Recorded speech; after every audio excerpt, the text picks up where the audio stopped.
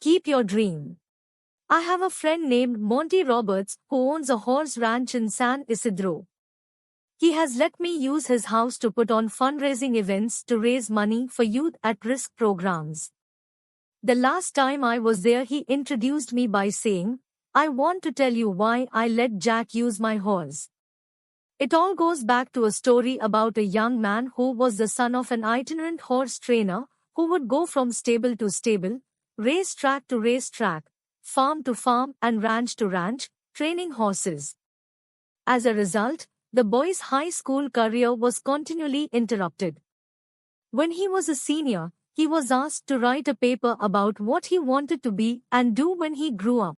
That night he wrote a 7-page paper describing his goal of someday owning a horse ranch. He wrote about his dream in great detail, and he even drew a diagram of a 200-acre ranch, showing the location of all the buildings, the stables and the track. Then he drew a detailed floor plan for a 4,000 square foot house that would sit on a 200-acre dream ranch. He put a great deal of his heart into the project, and the next day, he handed it in to his teacher. 2 days later, he received his paper back. On the front page was a large red F with a note that read, "See me after class who." The boy with the dream went to see the teacher after class and asked, "Why did I receive an F?"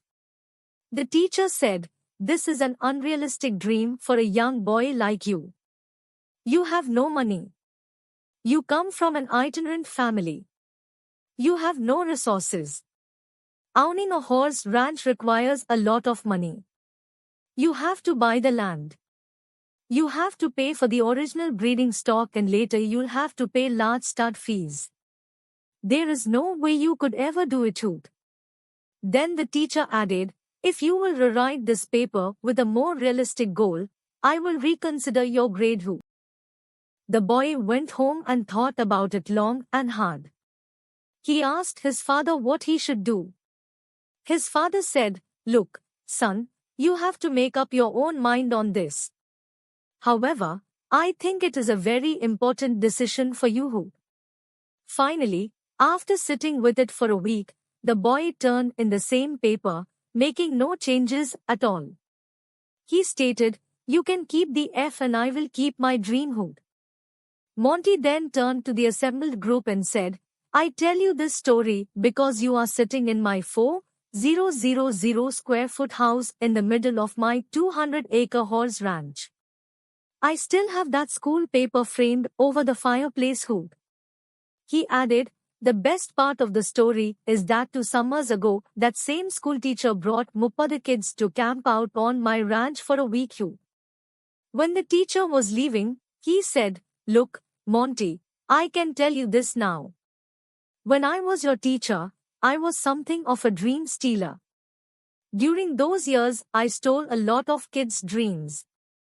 Fortunately, you had enough gumption not to give up on yours." Moral: don't let anyone steal your dreams. Follow your heart, no matter what. No dream is too big or too small when one works hard to live it. One should always try making dreams come true no matter what.